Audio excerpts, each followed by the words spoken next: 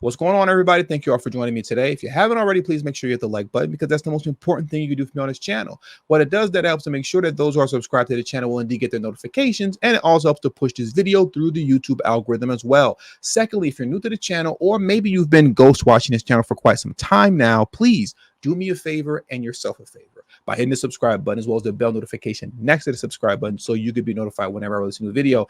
And lastly, please make sure you share this video out on your social media platforms to your family and friends to inform them on this news and information. And yes, that does help to give me a slight boost in the YouTube algorithm also. And with the introduction out of the way, let's get into today's news. And today we have to talk about Kamala Harris and her federal price gouging proposal that is getting completely trashed in mainstream media, DNC left-leaning press, not the right-leaning press, not Breitbart, not Fox News, not Newsmax. No, CNN, New York Times, Washington Post, and even Barack Obama's former Economist. They are all dragging her price gouging proposal. And that's after being shielded by the mainstream media for about, 4 to 4.5 weeks now that she's been the presumptive nominee since Joe Biden stepped down.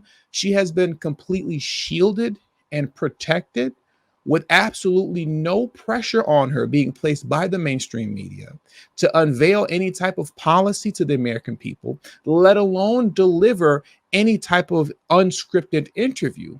And after 4 to 4.5 weeks of protection without pressure and being shielded from all criticism and critique, Kamala Harris unveils a price gouging proposal that will most likely not even happen. It's looking like it's something that she's saying just to be saying. Look at this Washington Post article here concerning her price gouging proposal. Opinion: when your opponent calls you communist, maybe don't propose price controls. Let's get into this very quickly, and then we're going to get into the New York Times article. Price gouging is the focus of Vice President Kamala Harris' economic agenda. Her presidential campaign says she'll crack down on excessive prices and excessive corporate profits, particularly for groceries. So what level counts as excessive, you might ask? To be decided. We don't know. And you're going to see that that's a common theme as we go through this article and the next article. No answers are being put forth as to how all of this actually works, because she's just saying stuff. But I digress. I'll read that sentence again. So what level counts as excessive, you might ask? To be decided, but Harris will ban it. She's going to ban it. They don't know how, but she's going to do it. In a news release Wednesday, her campaign said the first 100 days of her presidency would include the first ever federal ban on price gouging on food and groceries, setting clear rules setting clear rules of the road to make clear that big corporations cannot unfairly exploit consumers to run up excessive corporate profits on food and groceries. What are these clear rules of the road, or the threshold that determine when a price or profit level becomes excessive? The memo doesn't say, and the campaign didn't answer questions I sent seeking clarifications. So they're still not answering any questions. They still don't really want to discuss in any type of detail what this is all about. But what they are doing is trying to set the stage to say that inflation is the way that it is and food prices is the way that it is, not because of the Biden administration, which she's a part of, but because of corporate greed. As this portion reads here, it's not hard to figure out where this proposal came from. Voters want to blame someone for high grocery bills, and the presidential candidates have apparently decided the choices are either the Biden administration or corporate greed. Harris has chosen the latter. Obviously, she chose corporate greed to go after, right? But now let's go over to the New York Times article. And this New York Times article reads as such: Harris plans to ban grocery price gouging. Harris plans to ban grocery price gouging? What does the evidence say? Now let's scroll down just a little bit because I want to come here to where apparently it seems that she's kind of working alongside with the Biden administration to shift blame away from the Biden administration, which she's a part of, to put it on corporate greed. This section reads here, Biden administration economists have found that corporate behavior has played a role in pushing up grocery prices in recent years, but that other factors have played a much larger role. So she's using Biden's economists to shift blame away from the Biden administration. Kind of sounds like somewhat of a conflict of interest, right? I would think so. I would think you should probably use, independent economists that aren't attached to the administration that you were a part of. But, I don't know. What do I know, right? Let's carry on. The Harris campaign announcement on Wednesday cited meat industry consolidation as a driver of excessive grocery prices.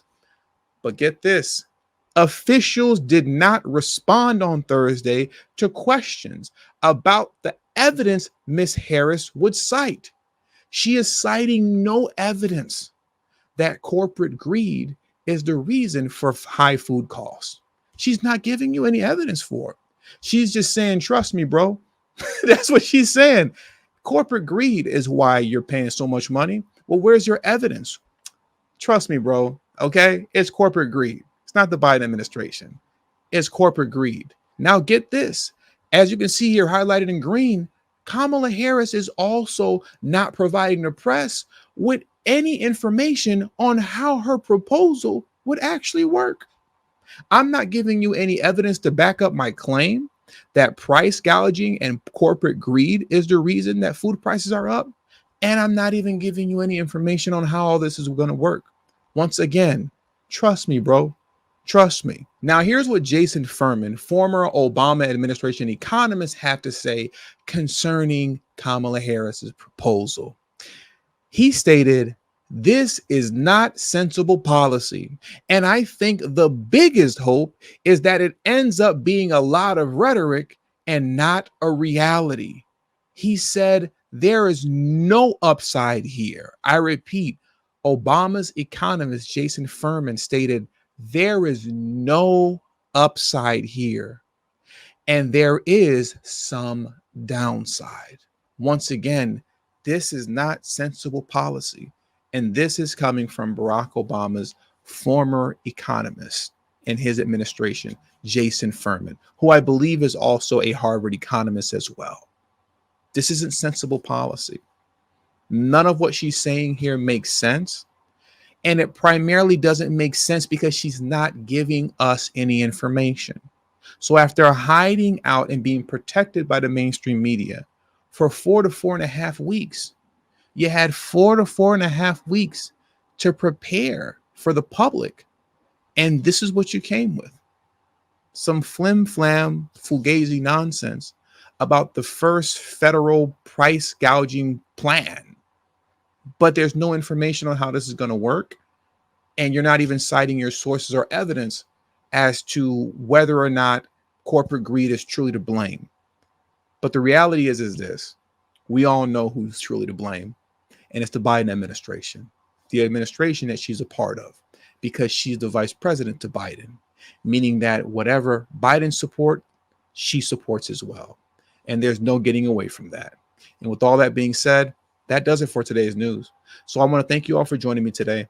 Hit the like button on your way out. Subscribe to the channel if you're new to the channel. Share this video out on your social media platforms to your family and friends. And also don't forget to follow me on Telegram and Rumble. Both the Telegram and Rumble link will be in the description box below, as well as pinned in the comment section as well. Thank you all for your time, and until the next video, peace and have a great afternoon.